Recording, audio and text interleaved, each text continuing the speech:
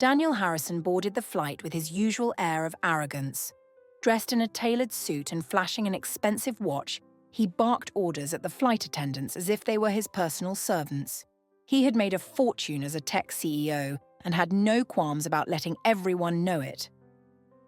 Behind him in the boarding line stood James, a scruffy man wearing a worn jacket and carrying a tattered backpack. His unkempt hair and weathered hands made him look out of place among the sleek, businesslike passengers. Despite his shabby appearance, James wore a quiet expression of calm. As Daniel reached the first-class section, James accidentally brushed his arm while struggling with his bag. "Watch it!" Daniel snapped, loud enough for everyone around to hear. He turned to James, his face twisting in disdain. "Do they even allow people like you on this plane?" Passengers glanced over awkwardly, but no one said a word. James muttered a quiet apology and continued down the aisle to economy, where he took his seat near the back of the plane. Daniel shook his head with a scoff and settled into his wide, reclining first-class seat. "What's the world coming to?" he muttered to no one in particular, pulling out his laptop to review his business proposal. Midway through the flight, turbulence hit. Drinks spilled, trays rattled, and Daniel let out a frustrated yell as orange juice splashed onto his pristine suit.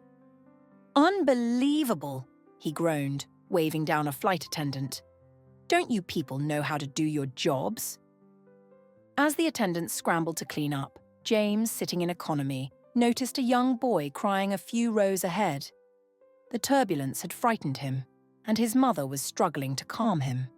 Without hesitation, James rummaged through his bag and pulled out a small stuffed bear.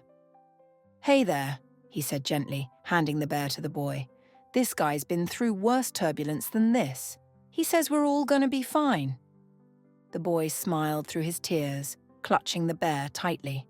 Other passengers nearby smiled, quietly admiring James's kind gesture. As the flight began to settle, the captain's voice crackled over the intercom. "Ladies and gentlemen, we have a special passenger on board today. This individual showed remarkable bravery during a disaster and saved multiple lives. The airline would like to honor this passenger for their heroism." Passengers looked around, curious. To everyone's surprise, a flight attendant walked down the aisle and stopped at James's seat. "Mr. James Carter, would you please join us in first class?" James looked stunned. The passengers around him began clapping, and the applause rippled through the plane as he stood up. Walking down the aisle, he passed Daniel, who sat frozen in disbelief. The flight attendant gestured to the empty seat beside Daniel. "Please, Mr. Carter, this is for you." As James settled into his new seat, another flight attendant brought him a glass of champagne.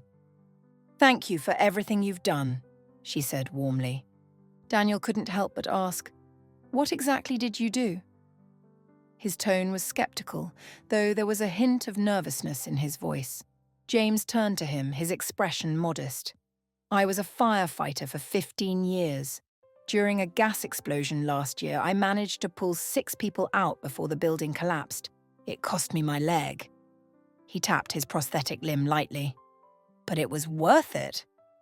Daniel's face flushed.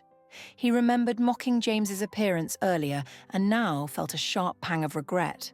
The murmurs from nearby passengers didn't help. "Isn't that the guy who called him a beggar?" someone whispered. After a moment of awkward silence, Daniel cleared his throat. "I owe you an apology. I misjudged you. Thank you for your service." James smiled, his face kind. "No hard feelings. We all have bad days." The rest of the flight passed with passengers chatting warmly with James, asking about his story. By the time the plane landed, Daniel felt smaller than ever. His wealth and status seemed insignificant in the presence of true heroism. As the passengers disembarked, James was greeted by a group of reporters and cameras waiting to interview him. The airline had arranged a hero's welcome. "Mr. Carter, how does it feel to be recognized for your bravery?" James gave a humble nod. "I'm just grateful I was able to help." Daniel slipped past the crowd unnoticed, his usual confidence shaken. As he climbed into his private car, he couldn't help but reflect on the day. For all his money and power, he realized, Respect was something you had to earn, not buy. Meanwhile, James walked away from the cameras, clutching a business card from the Veterans Organization representative. For the first time in months, he felt a glimmer of hope, a faint light piercing through the heavy fog of his struggles. Yet, as the reporters dispersed and the crowd thinned, reality began to creep back in. His phone buzzed in his pocket, a reminder of the overdue rent on the small room he called home. The Veterans Organization had promised to review his case, but no guarantees were made. James knew the road ahead was still steep, the weight of his circumstances pressing down harder than the cheers of the moment could lift.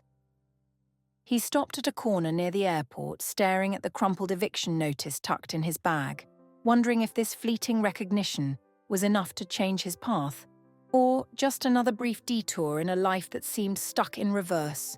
Just as James turned to head down the street, a voice called out from behind him. "Mr. Carter, wait!" He spun around to see the airline stewardess who had first led him to first class. In her hand was a sealed envelope. "Someone left this for you," she said, her eyes glinting with curiosity. James hesitated, the weight of the day suddenly heavier. He took the envelope, his name scrawled across the front in elegant handwriting. As he opened it, his brow furrowed. The contents, unexpected, life-altering, made his heart race. For Daniel, the flight home was a reminder that wealth means little in the face of character. For James, it marked the beginning of a mystery he never saw coming. What was inside the envelope and who had sent it?